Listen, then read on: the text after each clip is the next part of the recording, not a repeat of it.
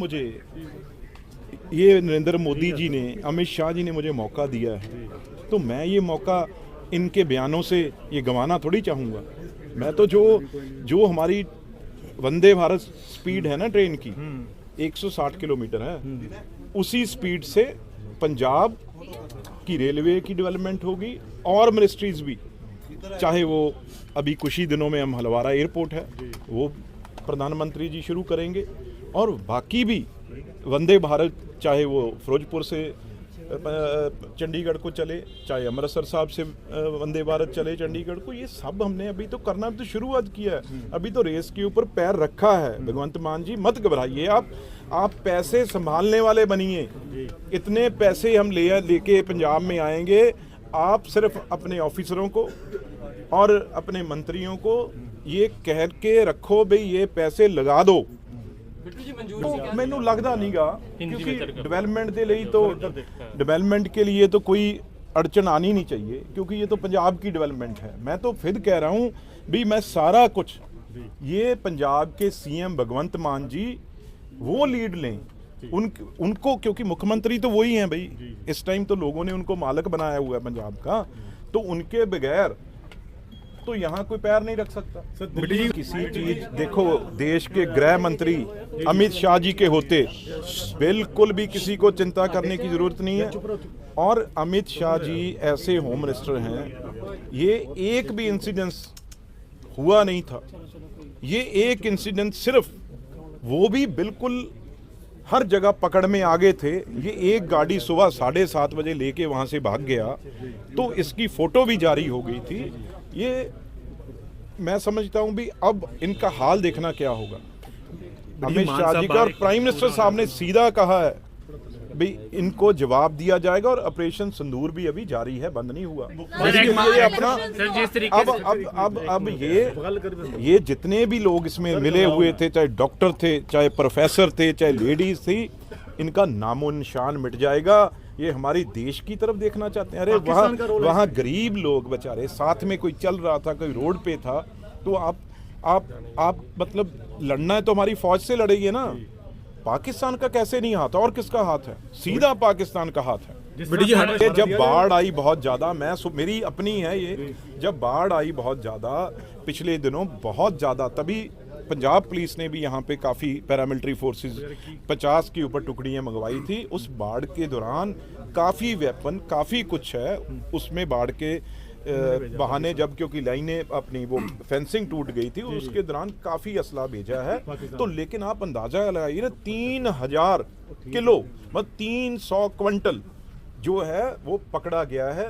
तो ये जो बता रहे हैं 30 किलो 40 किलो इसकी गाड़ी में था जो भर के ये भाग रहा था, तो कहीं ना कहीं अभी ये पता नहीं ये किस तरीके से चला है, क्योंकि उसमें सीएनजी भी गाड़ी थी, उसका भी ब्लास्ट का इम्पैक्ट पड़ा है।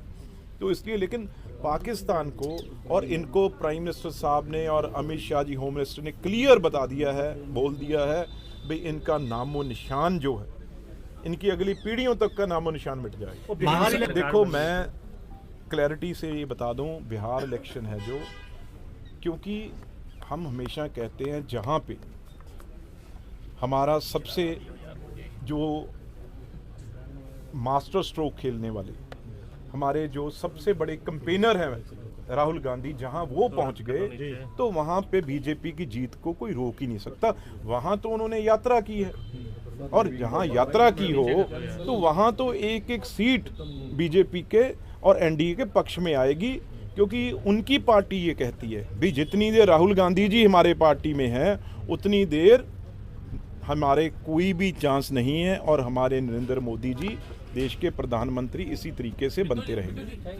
ये बहुत आपने जो गंभीर बात कही है, क्योंकि कौन सोच सकता है भी डॉक्टरेट और असिस्टेंट प्रोफेसर और बड़े बड़े और हॉस्पिटल के हॉस्पिटल पूरे, और जहाँ ये यूनिवर्सिटी थी उसका नाम ही इस तरीके का है, उसका अगर आप उसके नाम से निकालेंगे उसका मतलब क्या है, तो उसका मतलब भी जो ऐसा निकलता है आप हैरान हो जाएंगे।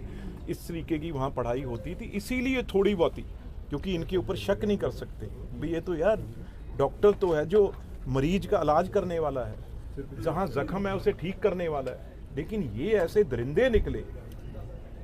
पर मैं ये कुछ ज्यादा बिट्टू जी एक बार मैं ज्यादा कहना नहीं चाहता, लेकिन जो इन्होंने ऐसा काम किया है ना, अब डॉक्टरों के ऊपर, प्रोफेसरों के ऊपर, अब उनके ऊपर भी निगाह, जो आपने कम्युनिटी की बात की है, अब निगाह रहेगी तो तकलीफ किसे होगी, किसे तकलीफ होगी?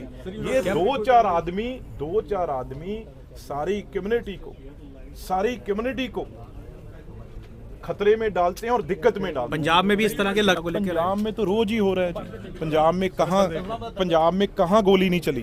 कौन सी जगह बताइए तो सही, शहर कौन सा शहर है जहाँ पे गैंग वॉर नहीं हो रही? मैं तरन तारण में था तो मुझे ये वहाँ से इनपुट था भाई यहाँ पे कम से कम, जो इलीगल पिस्टल की बात कर रहा हूँ, वो कम से कम यहाँ 5000 इलीगल पिस्टल है जो पाकिस्तान से आया हुआ है, वो तरन तारण एरिया के अंदर है। रिजल्ट देखो, क्योंकि सरकार ने वहाँ पे कोई कमी नहीं छोड़ी।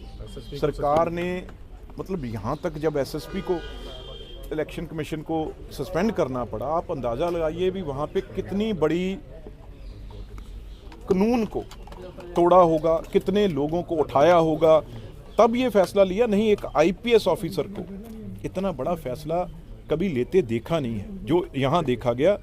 इसलिए मुझे लगता है वहाँ पे इलेक्शन नाम की कोई चीज़ हुई नहीं। वहाँ पे बहुत बड़ा, ये कहते हैं ना वोट चोरी की बात, वहाँ पे वोट की लूट हुई है।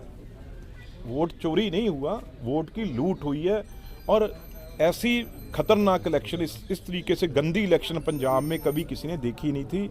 जो थोड़ा सा भी अच्छा आदमी था उसने कोशिश की भी ये वोट, वो निकलने से डरता था, चाहे कोई शेलर वाला था, उसे कोई दुकानदार था, उसे कोई कॉन्ट्रैक्टर था, उसे कोई सरपंच था, उसे किसी को छोड़ा ही नहीं। किसी के ऊपर एफआईआर किसी को उठा के ले गए। और मैंने खुद जब देखा, मतलब जहाँ गांव में जाते थे, कभी आज गाड़ी विदाउट नंबर निकल सकती है कहीं से, एजेंसी से भी नहीं निकल सकती। तो वहाँ पे सारी जितनी सरकारी गाड़ियाँ थी, चाहे वो एक्साइज महकमा था, चाहे फूड सप्लाई महकमा था, चाहे पुलिस महकमा था, सब without number, AF applied for number की गाड़ियाँ थी। मैंने आपके चैनल के सामने भी दिखाई हैं भी किस तरीके हमारे दफ्तर के सामने खड़ी थी। Thank you.